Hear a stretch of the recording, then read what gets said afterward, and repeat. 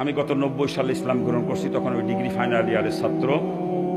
90 সালে degree complete হয়েছে মুসলমান হওয়ার পর ওই বছরেই। এরপরে মাস্টার্স করছি ঢাকা ইউনিভার্সিটি থেকে। মাস্টার্স করার পর একটা কলেজে চাকরি হয়েছিল, কলেজের লেকচারার হিসাবে। আবার যখন ইউনিভার্সিটিতে পড়ি তখন বন্ধু বান্ধবের সাথে মিলিয়ে একটা প্রাইভেট ল কলেজে ভর্তি হয়েছিলাম।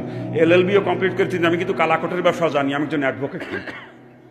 আমি একজন অ্যাডভোকেট।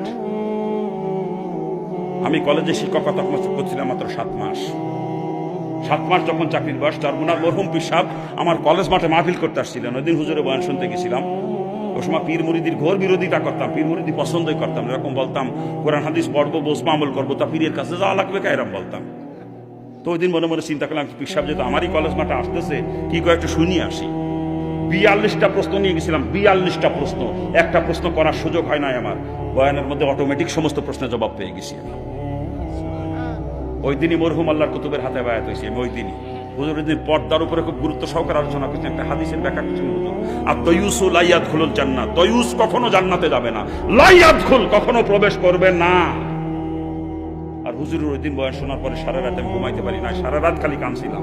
বললাম ডাকিয়া জাহান্নাম থেকে বাঁচার জন্য মুসলমান হয়েছি, জাহান্নামের ভয়তেই খালি মুসলমান হয়েছি, কিন্তু অন্য কোনো কারণে না। হিন্দু অবস্থায় কোরআন হাদিস পড়তে জাহান্নামের বিবরণগুলো পড়তাম, আর অন্তরের মধ্যে কাঁপিয়ে কাঁপিয়ে উঠতে, আযাব কেমনে সহ্য করবা, এটা সহ্য করার মতো না। যখন জাহান্নামের আযাবের ভয় অন্তরে পয়দা হয়েছিল, তখন পাগলের মতো হয়ে গেছিলাম যে কেমন বাঁচবো এই আযাব থেকে, আমি কেমনে বাঁচবো। তখন কিসের মা বাপ, কিসের আত্মীয় স্বজন, কিসের অর্থ সম্পদ, কিসের নেতৃত্ব কর্তৃত্ব, কোনো কিছু আমাকে আটকে রাখতে পারে নাই।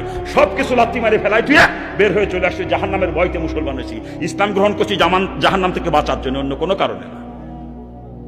ওই দিন হুজুরের বয়ান শোনার পরে চিন্তা করতেছি যে এই জাহান্নাম থেকে বাঁচার জন্য মুসলমান হইলাম, আবার আমি এখন কলেজে যুবতী মেয়েদেরকে পড়াই, আমি তো দয়ুস, এই আমার তো জাহান্নামেই যাওয়া লাগবে।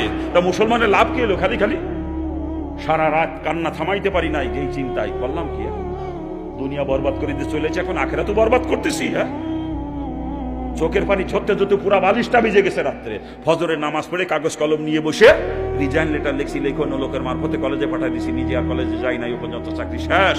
আমি না খেয়ে মরে যাবো তাও ভালো, কিন্তু ওই চাকরি করবো না যেই চাকরি করে জাহান্নামে যাওয়া লাগবে। চাকরি ছেড়ে দিলাম। চাকরি ছেড়ে দেওয়ার পরে চরমোনাইতে গেলাম। রমজান মাসে হুজুরের সঙ্গে পরামর্শ করলাম, হুজুর চাকরি ছেড়ে দিছি। হুজুর আসতে কি আপনার পান নিচে এক বিন্দু বালুও নাই, বাসমান শাওলার মতো আপনি, আর এখন চাকরি ছেড়ে দিলেন? তার মানে বোঝেন, আমি যখন ইসলাম গ্রহণ করছি বাপের সমস্ত সম্পত্তি থেকে বঞ্চিত। এরপরে কেবল মাস্টার্স কমপ্লিট করে চাকরিটা হয়েছে অল্প দিন, ওই সময় চাকরি ছেড়ে দিলাম। আমার পান নিচে এক বিন্দু বালুও নাই। তখন আমি চিন্তা করি না আমার কে খাওয়াবে, রিজিকের মালিক আমার চাকরি না, রিজিকের মালিক কি আমার চাকরি? হ্যাঁ, ওই চিন্তা করি নাই কি খাবো, কি করবো, কি খাবো, চিন্তা করি নাই। আল্লাহর উপরে তাওয়াক্কুল করে চাকরিতে লাথি মারছি। আমি চাকরি ছাড়িতে না খেয়ে মরে গেছি নাকি? আরে ওই চাকরি যদি আজকে করতাম তো সর্বোচ্চ 1 লাখ টাকা বেতন, তার উপরে তো হইতো। কিন্তু ওই চাকরি ছাড়ি দিয়ে মাদ্রাসায় গেছিলাম বুঝলে, মাদ্রাসার বারান্দাতে কিছুদিন ঘোরাঘুরি করছি বুঝলে, আল্লাহ মাসে 14-15 লক্ষ টাকায় হাতে দেয়।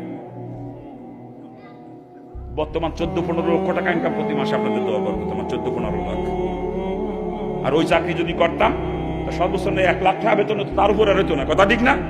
কিন্তু আমি চাকরির প্রতি ইয়াকিন করি নাই, আমি আল্লাহ জাতের উপরে ইয়াকিন করে চাকরিতে লাথি মারছি। ওই চাকরি আমি করতে পারবো না যেই চাকরি করে জাহান্নামে যাওয়া লাগবে।